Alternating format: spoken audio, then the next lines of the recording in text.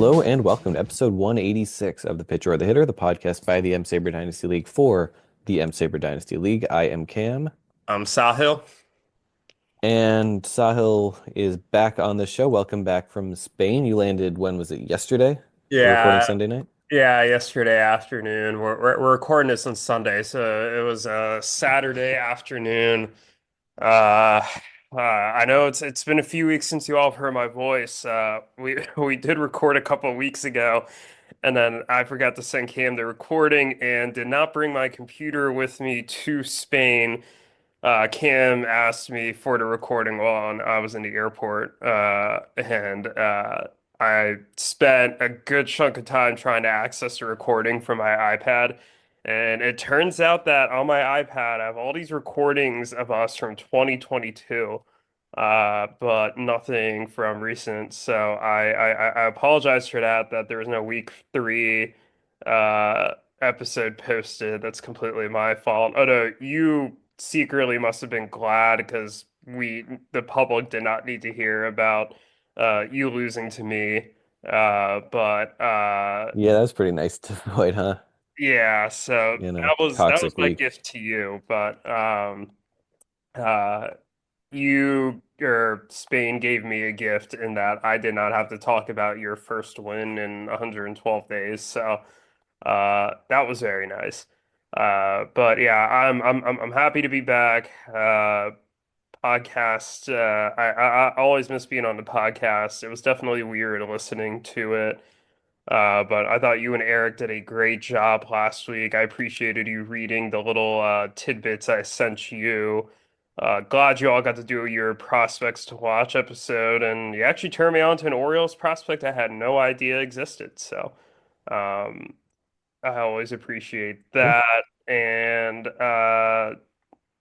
yeah, um, excited. Always glad to hear it. And you, um, I suppose, um, yeah, picked a good week to be 4 hours, 5 hours, 6 hours ahead of everyone else. Did that come into play in your matchup at all? Kind of being super early to pick any guys up? You see, I yes and no because like I usually go to bed around the time like most of the games have ended. Maybe there's still a West Coast game or two still going, and like I'll usually make pickups either like right after the matchups lock for today, or if not, as soon as like I'm able to do it like pretty quickly. So I don't know if it was a huge advantage. I think it was more annoying for me, like be like not being able to make lineup swaps as lineups kind of came out, because there was at least one instance where somebody got scratched and I would have loved to have put somebody in for my bench, but I was fast asleep, so I couldn't do anything about it. But Yeah, so it's kind of pros and cons, give and take of it all. yeah, exactly. And the Orioles have been bad, so I haven't exactly missed watching them. But it was I definitely missed not being awake for the games. But my Yeah, fucking last Sunday you missed it. That would have been a good game for you to see. yeah. Yeah. Well, I instead of last Sunday, I got to watch Tariq Skubal shut the Orioles out today in a lineup that did not have Adley Rutschman, Jordan Westburg, or Cedric Mullins, who were all hurt and or sick. I got to watch Ramon Laureano lead off for the Orioles, which I would not recommend.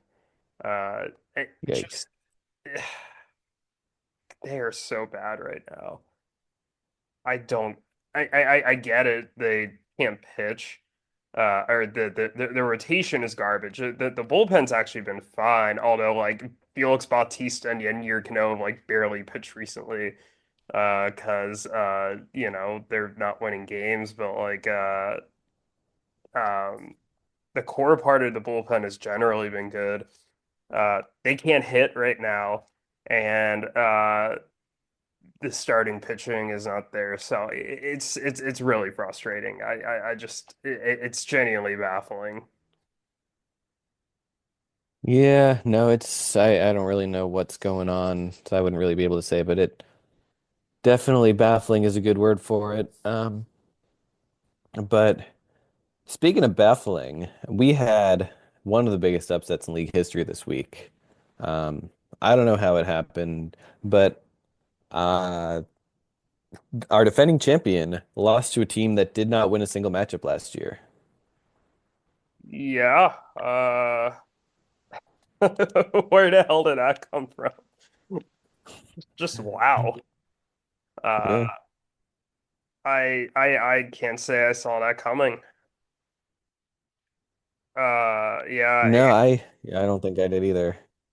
yeah, Erik lost 6-5-1 to Daniel and Matt. I was kind of tracking that matchup over the weekend, and I was like, Erik had the lead, but it wasn't great.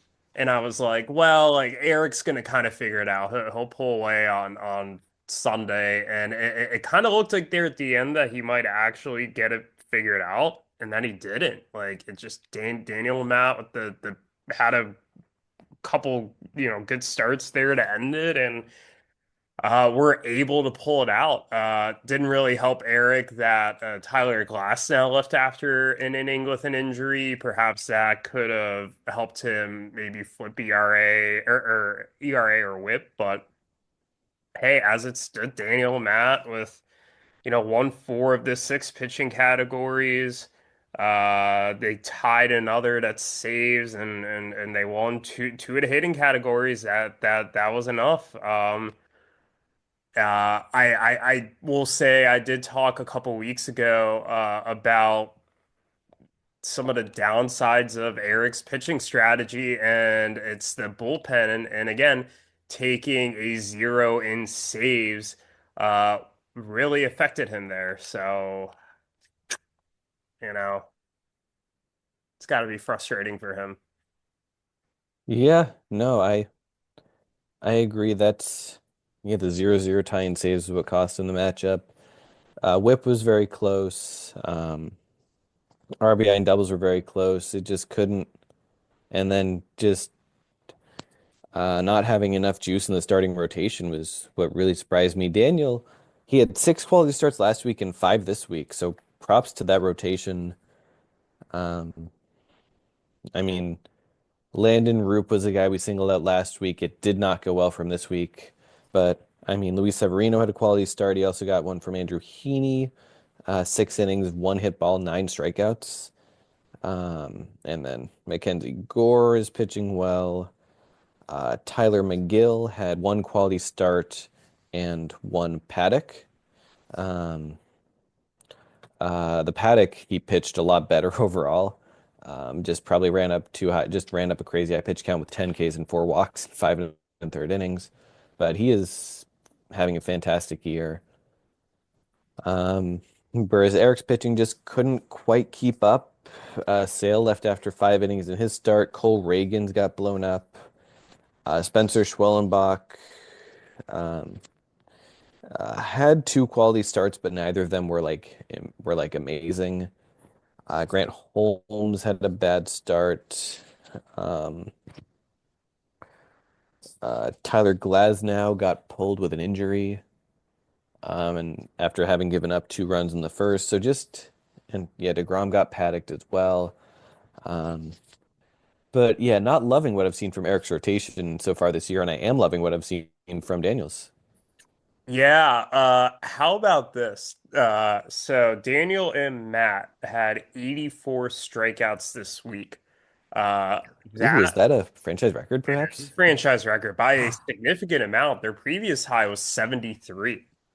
Good for them. Yeah, so I mean, this is, we've been talking about you mentioned on last week's episode that, they often had times where they didn't even have like six starters on the roster. I mean, it's amazing what they can do when they have a full complement of starts, right? And it's a Mhm. 3.72 ERA and a 1.23 whip, right? It's solid, but it's not like mind-blowing. But even with that, just getting some of that quantity makes a huge difference for them in terms of their ability to, you know, actually win this matchup. So, good for them. Just a really solid performance and yeah. Yeah. No, good for them. Hitting wise, looking through some guys, they got a couple of homers from Logan O'Hoppe, but otherwise not a great week. Um, Bryson Stott played well. Matchup MVP though, Jorge Polanco, what a week for him. 550 on base percentage, homered four times, drove in eight runs, scored five times, hit a couple of doubles as well. Just kind of powering them in doubles and in RBI and nearly. I mean, they were close enough in a couple of categories. They could have had like seven or eight this week too. Yeah. But Jorge Polanco was a big part of how they won this matchup. Yeah, no, it's good for Jorge Polanco. Is always the guy I've liked. I know the last few years haven't quite worked out the way he's wanted to, but yeah, I know talent's always been there. So good for him. Mhm. Yeah, no, absolutely good for him. Um, all right. Anything else we want to talk about on this matchup? Daniel and Matt moved to 2-3, which puts them in a tie with Eric, who is now 1-2-2. Uh, One more thing I want to ask. So Eric, you asked Eric last week how he's feeling about his team at 1-1-2. And I'm curious now what your thoughts are. We are roughly a fourth of the way through the season now, which is hard to believe, but it is true. Uh, we talked about the concerns with Eric's pitching staff. Obviously, he didn't really hit well this week, and he's kind of doing some mixing and matching with his hitters. How are you feeling about his team overall? It's tough. I mean, I have faith in Eric to be fine. I mean, the hitting was it was a down hitting week league wide. And I would say he did you know, better than most teams did probably. The hitting's fine. The pitching, um, I'm still kind of worried, and it's early, but not that early. I'd kind of be expecting him to start getting the quality starts at this point, even if they haven't been coming yet. Um, I don't know. I'm, I'm still optimistic, but um, but yeah, it's not the start he would have loved, especially from the pitching. Yeah, I think it's very fair. I do want to point out as I continue to have done it, Eric predicted that he would go 18-2-2 on the season. Oh boy. He's 1-2-2, so this means that he has to reel off 17 straight wins if he's going to match his prediction. Which uh, I say this jokingly, but like Eric is perfectly capable of just rambling off 17 straight wins. If he somehow does that, that wouldn't surprise me one bit because it's Eric. But yeah, I mean, it's definitely concerning. I think, and you said this on last week's podcast too, he kind of had the best case scenario from a lot of his pitchers last year. Uh, he didn't make a ton of changes to the roster in the offseason. I think he has to adjust, but I think he will adjust. He called up Agustin Ramirez earlier today. He's been on a tear. I think that's certainly somebody who can help. And uh, you know, maybe there's a trade or two he makes, but yeah, I think he'll be fine overall. Maybe he's not winning the getting the one seed, but I think he'll be fine. I agree. I think he'll be fine as well. But yes, not the start you'd like to see from him. Um, all right, why don't we talk about the next matchup that was most interesting? And Yuki um, has a 12-0 win, a 12-0 victory over Conor. Yuki improves to 3-2 and continuing his hot start to the season. Yeah, how about that? He's looked really good to start this season. I mean, including a big win over you. But these pitching numbers are insane. He had eight quality starts this week, which I would not be surprised if that was a Yuki record. That is a Yuki record. He had seven three times, and now he has eight. So congratulations to Yuki there. He had nine saves, which was not a record. He's had 12 before.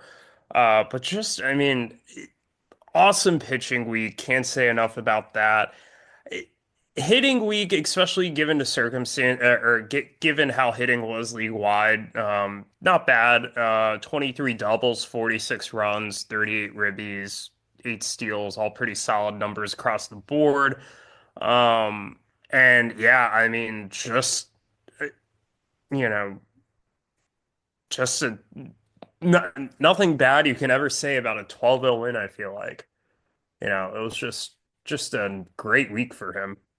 I agree. Yeah, there was one. I remember Ruthvik beat Daniel and Matt 12-0 one week, and it like, and us kind of coming away thinking like, did they actually play well? Did Ruthvik actually play well? I don't know. But this is not the case. Yuki had eight quality starts, a whole lot of doubles. So I feel, yeah, definitely good about the way his team played for sure. Um, um, yeah, just kind of running down the list of players on his team. Great week for Corbin Carroll, who scored 6 runs, a couple of homers. Um, Great week for Austin Riley, who had a 429 OBP. And looking down the pitching staff, Kenley Jansen, still 8 years on, is getting saves for this team. So good for him. 3 saves for Camilo Doval, who is having a pretty solid start to the season when a lot of like the top closers are not. Camilo Doval looks really strong. Matchup MVP though, Hunter Brown, what a week he had. 13 innings, 2 quality starts with 18 Ks, sub 1 ERA and sub 1 WHIP. Just a really strong pitching week from Yuki on the whole, and Hunter Brown was a big part of that. Yeah, Hunter Brown is, I think really had a nice start to the season. I mean, 122 ERA, .84 WHIP. He is number one in the player rater for pitchers. Wow. Uh, yeah, Yuki's been looking for an ace, and this is an ace. Yeah, no, absolutely. Yuki's got himself an ace. I agree. Um, and then yeah, elsewhere on that pitching staff, not just to not to not ig- or I guess to not ignore the other guys. Max Meyer had 20 strikeouts in 10 innings. Granted, one of them was a 14K 6 inning outing against the Reds, and then the other he kind of pitched poorly against the Mariners. But I mean, still 20 Ks over the course of a week is good work. Jake Irvin made a really strong start.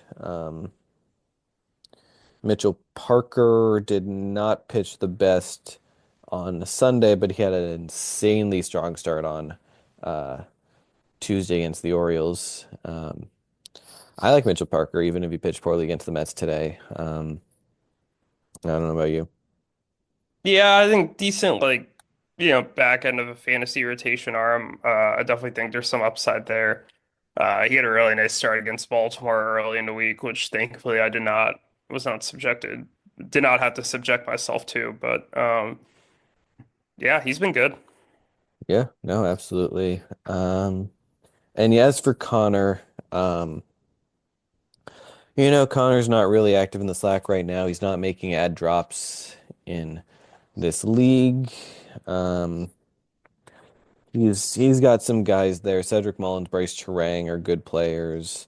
Um, I had a good week. Gavin Lux has been on fire to start the year. I am loving what I've seen from Gavin Lux with the Reds. Very happy with that acquisition. He is on I want to say 11 game hitting streak. Yeah, 11 game hitting streak. He's got multiple hits in like 6 of those games. So, nice job, Connor, holding on to Lux throughout some of the struggles because it's paying off now.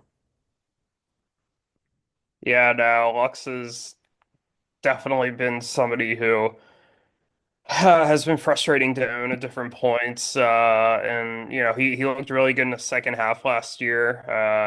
After kind of struggling in the first half coming off that ACL injury, but good to see him really get it together now. Yeah. With the Reds. I didn't really understand why the Dodgers got rid of him uh, I after he think they finished the season just, strong. yeah, didn't have a spot for him and like Tommy Edman better, which I guess is understandable. Yeah, but I felt like there was room for both of them in a lineup. Like I don't know why.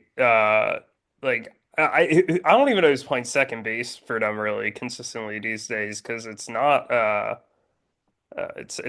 Sung Kim. I know that he's still Yeah, I in the haven't heard his minors. name once So since the season started, to be honest. right, so it's like I don't even know who's really consistently playing Oh, he's second in base for them. AAA, Sung Kim. Yeah. So like, who's playing second for them? Uh, let's look at roster resource. It's Edman. And I thought he Edman was playing has, more to be fair, outfield. Edman's slugging 534 this year. Um, so I guess um he's his isolated power this year is double what it's been any other year. So they're getting good performance out of Edman. They're maybe not missing Lux as much, but still. I don't know. I still think you could put Edmund out in the outfield, let Lux play second base, and I think you're getting just a really solid, or a even better lineup than they already are. That's fair. And they've got, Andy Pages in center. Um, and Muncie's off to a slow start. So there's definitely things they um could be doing. Yeah, exactly. But anyway, enough about the Dodgers. Do you want to get into any of these other matchups? Uh, of course I would.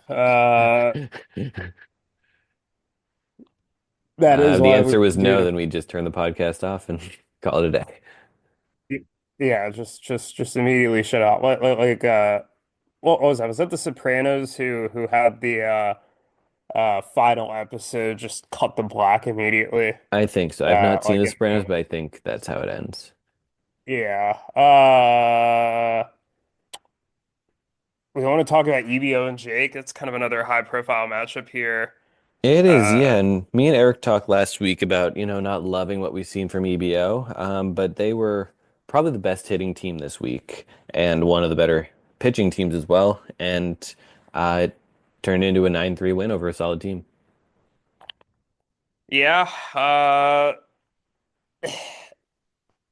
Just a great hitting week. I mean, 55 ribbies in this offensive climate feels unheard of. You Probably know, the only team that I would comfortably say, even in a normal, like this week was a down hitting week. This was the only team, and and you and them and maybe you are the only teams I would say comfortably had a good hitting week in any, even in a normal week. yeah, I think it's a very fair point. It wasn't the sexiest in terms of the number of quality starts or saves, but in pretty much every other category, they were pretty dominant this week and had a pretty comfortable win over Jake. I don't think at any point it seriously looked like Jake was in it. His offense is sputtering really badly right now. And I know Jake's looking actively on the trade market for a bat, and yeah, he desperately needs some help uh, offensively. This is not a good showing. Yeah, no kidding. Maybe he'll, yeah, start to make offers that, I mean, I'm still interested in theory, but I haven't of the offers he's made the most, although I've given them some consideration for sure. But I mean, it's tough when you're running Pavin Smith out there, and he's been one of your better guys. Um, but like tough week for a lot of guys, and Corey Seager going down with an injury especially really hurts this team.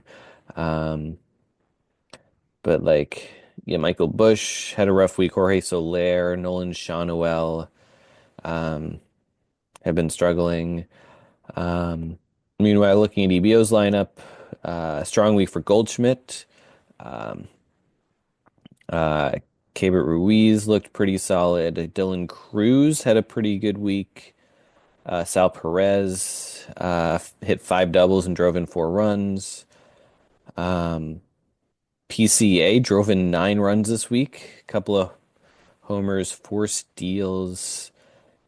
Um, so that was a great week there.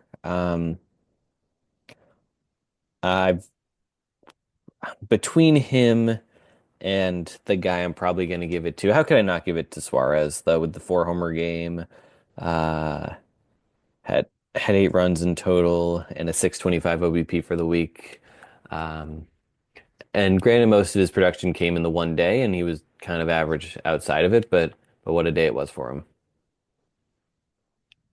Yeah, it's crazy to me that he has I think it's 19 or 20 hits all year and 10 of them have been home runs. Like he just is not doing anything else other than those home runs.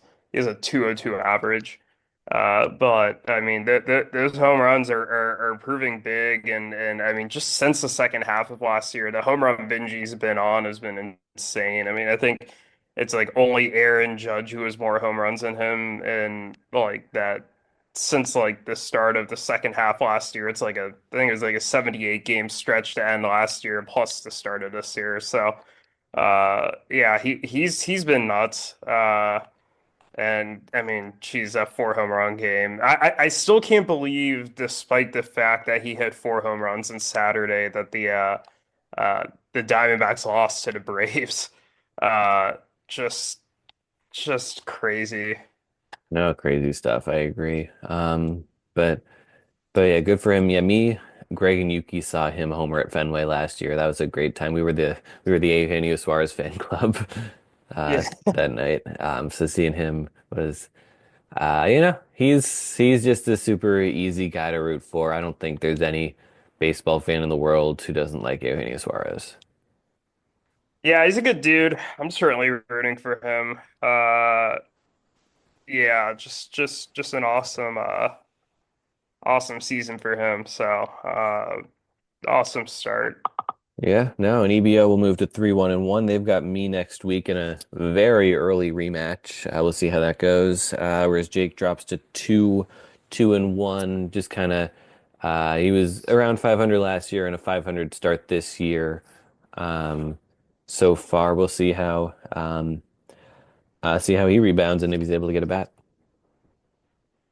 Yeah, it was I still don't know what to make of his team. I mean, I know I expressed some concerns at the beginning of the year, right? I kind of had him as the, we had him at number six in the power rankings, and he pulled off a couple early wins there in a tie, but they were all really close matchups, and he needed kind of a big comeback and at least one of them to.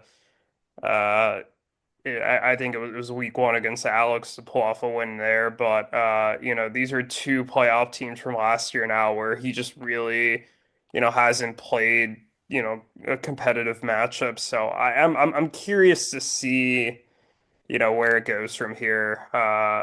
He's in a tough part of his schedule right now, so it's going to be interesting. No, definitely. Yeah, we'll see how it goes. Which matchup do we want to go into next? Uh, Me versus Andrew was matchup between the top two teams in the standings going into this week. This might be a good time to kind of Yeah. dig in. No, absolutely. Yeah, you this one was pretty close all week, but you managed to get a 9-3 victory. A lot of categories went your way on Sunday. Why don't you talk about it?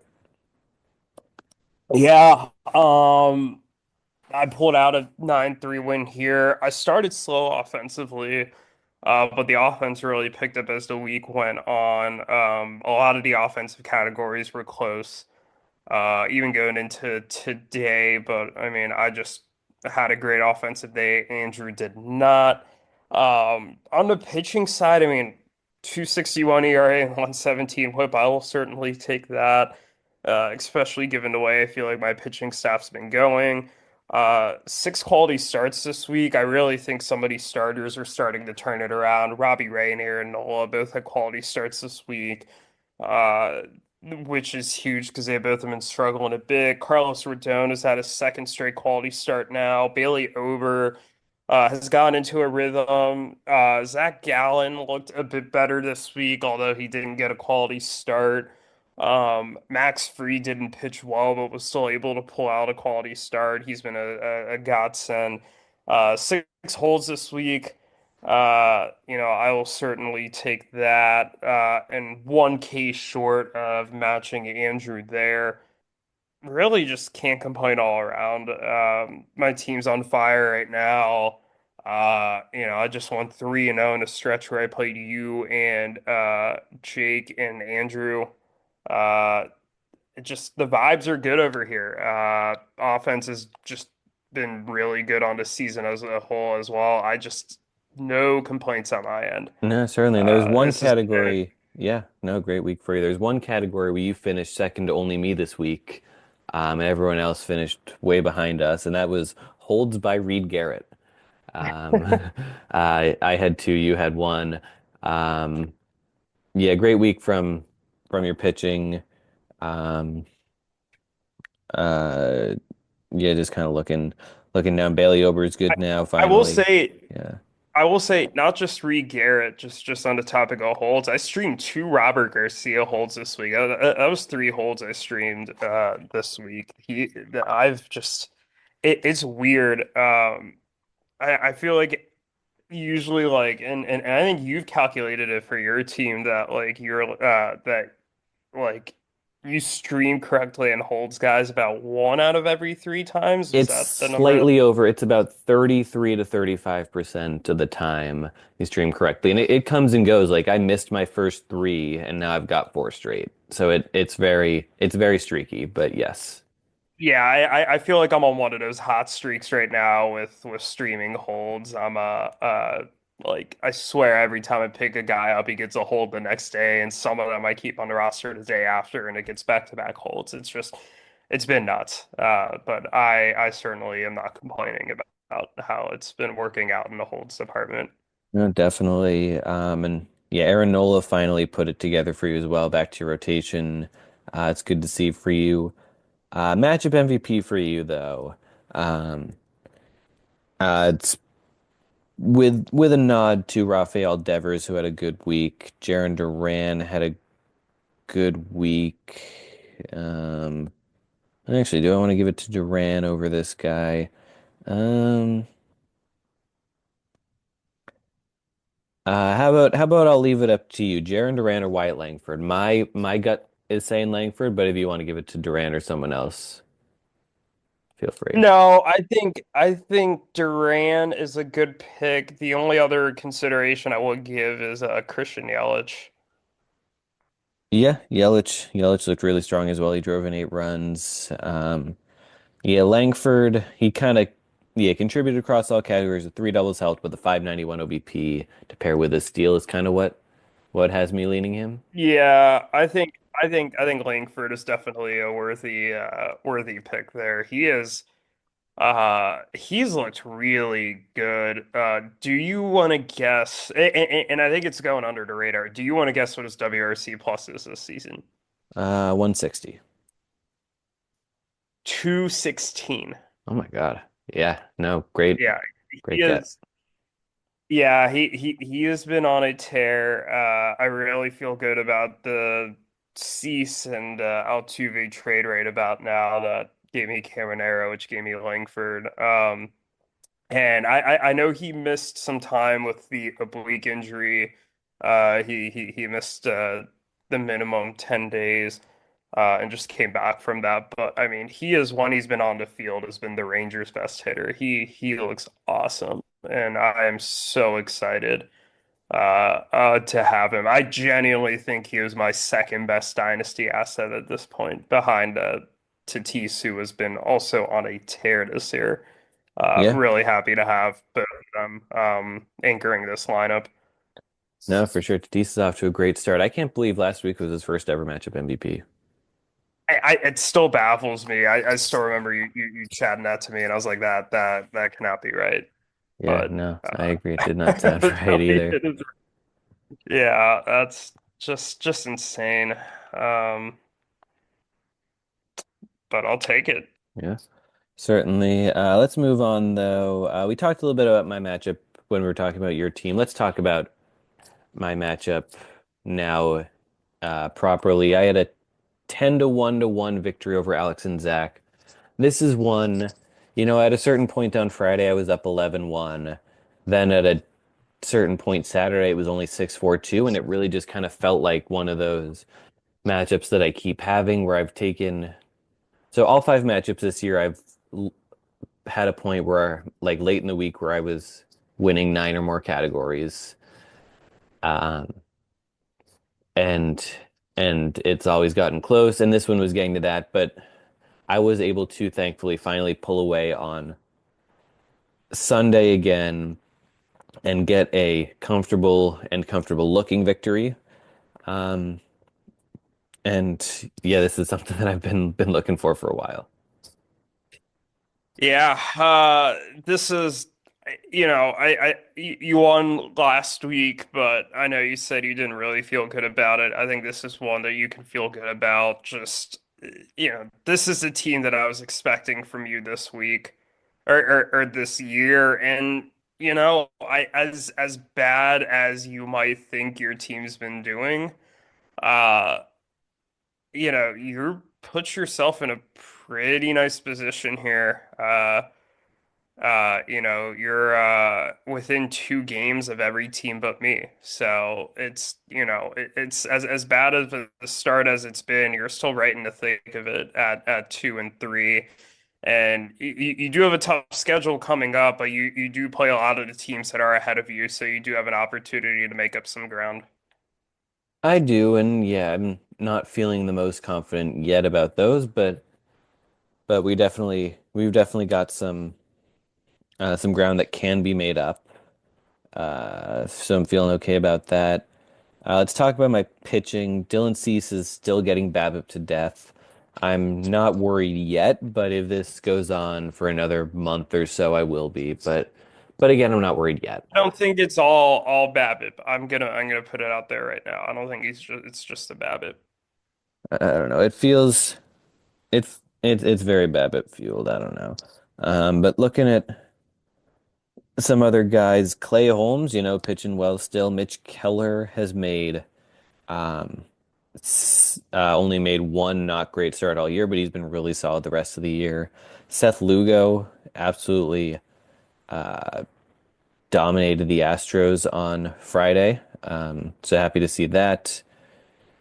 Um, like I mentioned, two holds from Reed Garrett. Framber pitched well. Wheeler pitched well. Um, Jeff Hoffman is, getting saves for me. I've got a closer in Jeff Hoffman, so nice to see that.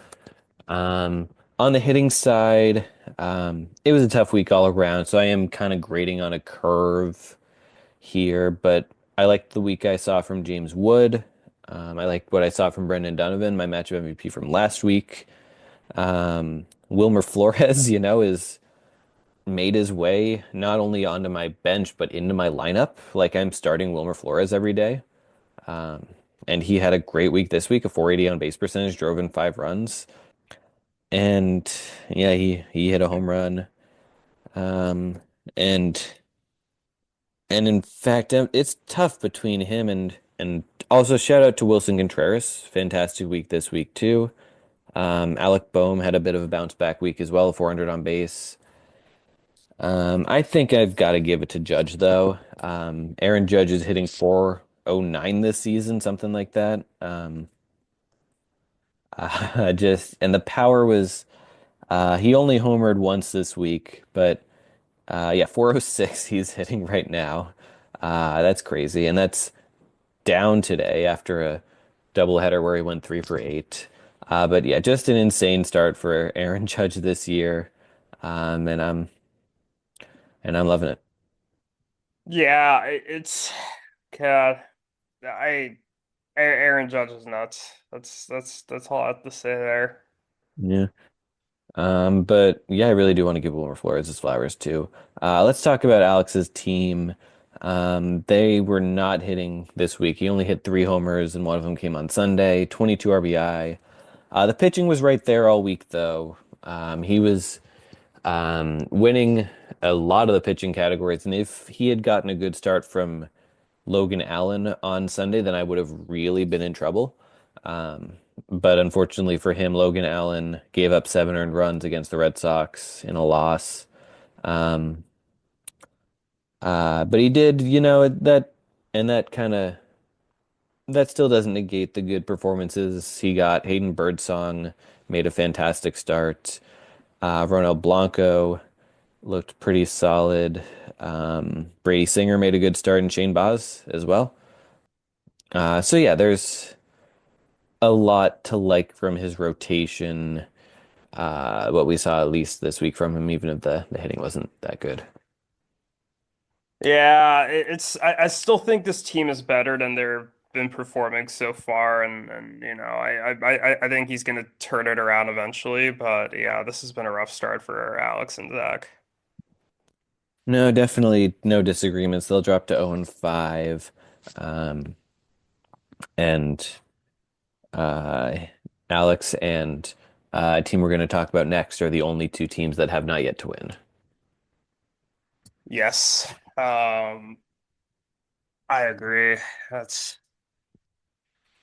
or of course I agree because that's just a fact. But yes, It is, uh, yeah, let's get into it though. Ruthvik had a 8-4 victory over Anthony. Ruthvik jumps to 3-0 and 2. Anthony drops to 0-3 and 2. Um, Anthony out hit Ruthvik. He had a decent hitting week. I guess based on how everyone was hitting this week, he had, one of the better hitting weeks of anyone. The pitching, though, was not there, whereas Ruthvik pitched insanely out of his mind, even though he couldn't hit this week. yeah, this is, I mean, the story of Ruthvik, right? I mean, he had a pitching week that rivaled the insane one by Yuki. Seven quality starts, seven saves, four holds. 182 ERA, 110 whip, 67 strikeouts to sweep the pitching categories. Did just enough in hitting categories, highlighted by 17 doubles to beat and 11 steals to beat Anthony. But man, I mean, he cannot hit. He is now second in the standings. He is 3-0 and 2, one of two teams to not have a loss. But if he can't hit, you know, he's not going to get anywhere. He's not going to keep this pace up. Yeah, that's true, but I mean, the pitching looked good. Walker Buehler got two quality starts. One of them was actually good. One of them was, uh, I would say he pitched poorly, but managed to kind of scrape by enough innings to get the quality start. Um, but one of them was a good start. I will give him that. Um, Joe Ryan looked insane. That sweeper that he threw that Sully sent the gif of into the Slack was just magnificent work there. Yeah, I like what I've seen from Joe Ryan this year. Um, and then Edwin Diaz got two saves. Andres Munoz got three saves for him as well. The hitting, we mentioned wasn't great.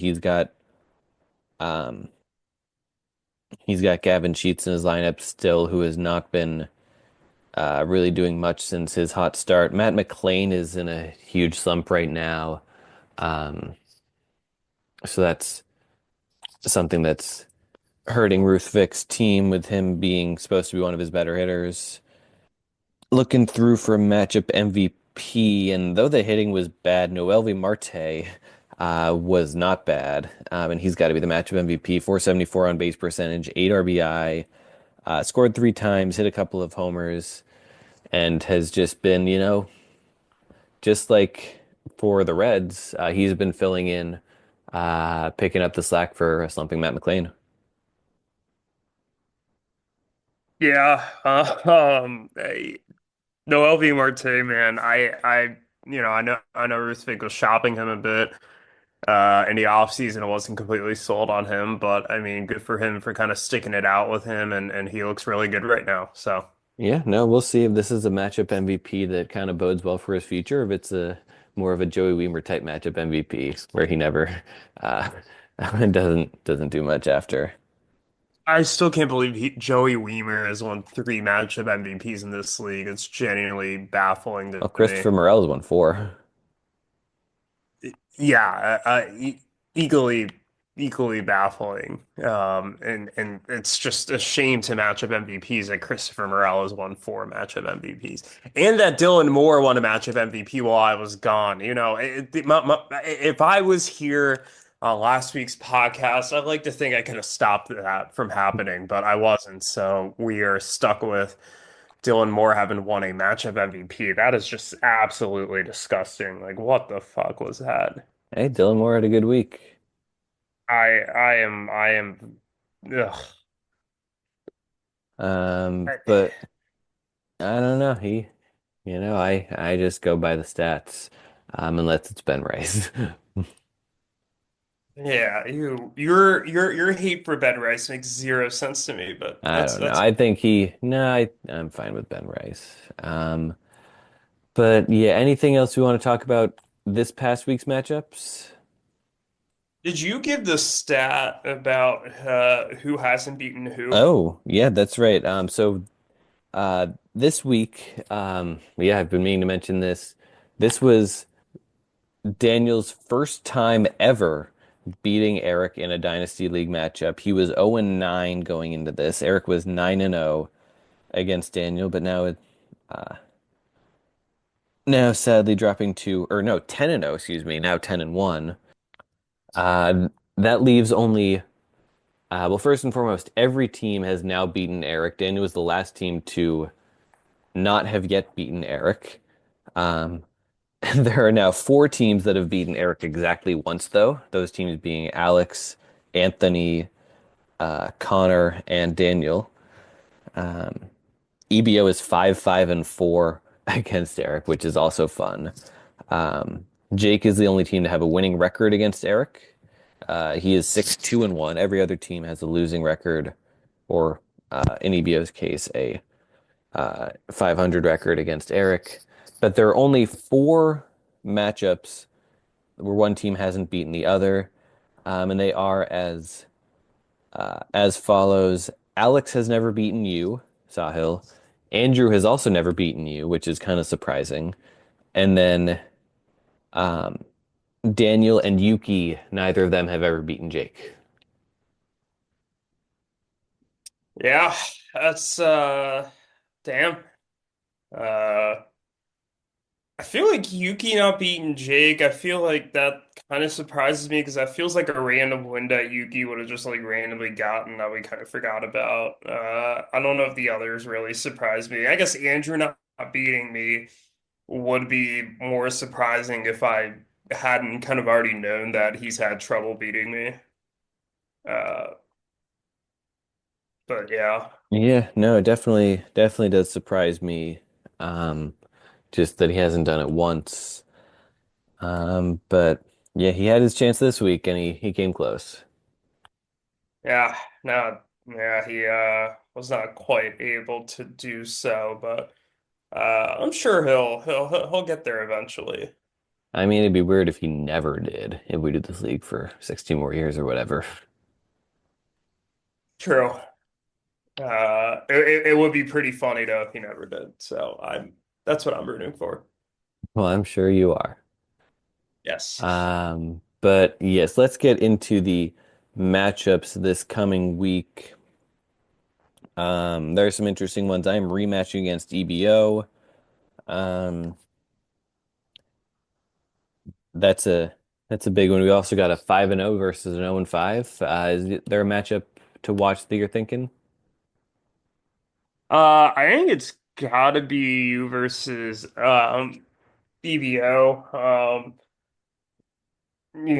You're 2-3 now, but you have a really tough schedule coming up here. So I think not that this is a must win for you, but I think you would really like to continue some of the momentum that you've had, and kind of start off this tough stretch with a win. Meanwhile, for EBO. I think we've been ragging on this team a bit, just given that they haven't quite performed up to standards, but they certainly did this past week, and I'm curious to see if they can continue that. Also, want to give a shout out to Jake versus Andrew. Both teams coming off of disappointing losses. And Jake needs a win here to stay over five or to stay uh, to prevent himself from having a losing record, and Andrew kind of needs to stop the spiral here after starting 3-0. He's now tied Erik and lost to me back-to-back weeks, which there really isn't a shame in doing that, but I'm sure he would like to reverse that. I'd also just like to point out that Erik is playing Yuki, and Yuki has a better record. Yuki is 3-2 coming off a 12-0 win, and Erik is coming off a loss to Daniel and Matt, and he is 1-2-2. Who the hell saw that coming? I certainly didn't. But yeah, it's very amusing to me. That is amusing. I agree. But yeah, let's pick them. You don't have the pick 'em from last week handy. I don't really have it handy either. So we'll um, maybe just go. We'll calculate this all uh, in the At a later time, that's totally fine. Um, but yeah, I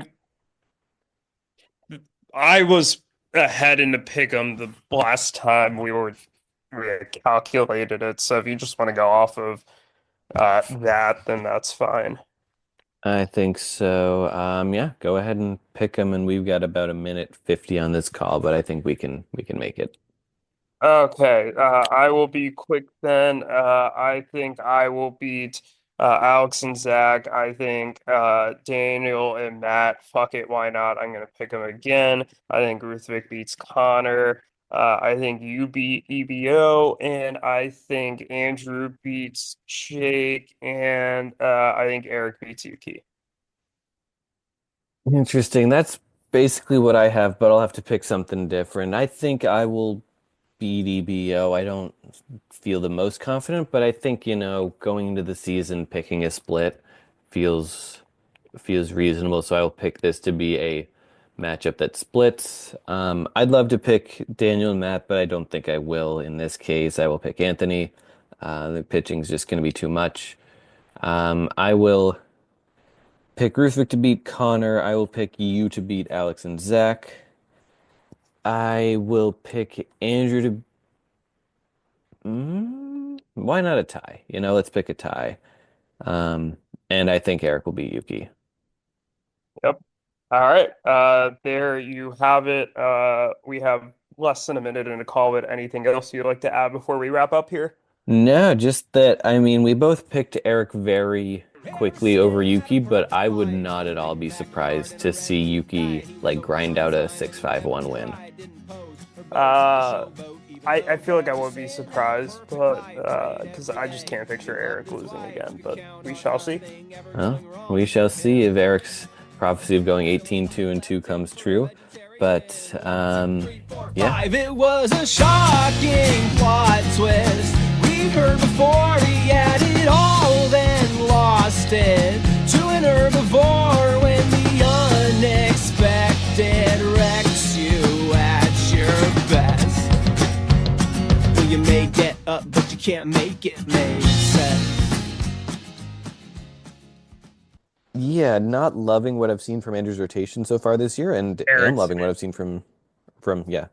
Not loving what I've seen from Andrew's. Oh my God, I said it again. That's going at the end of the episode.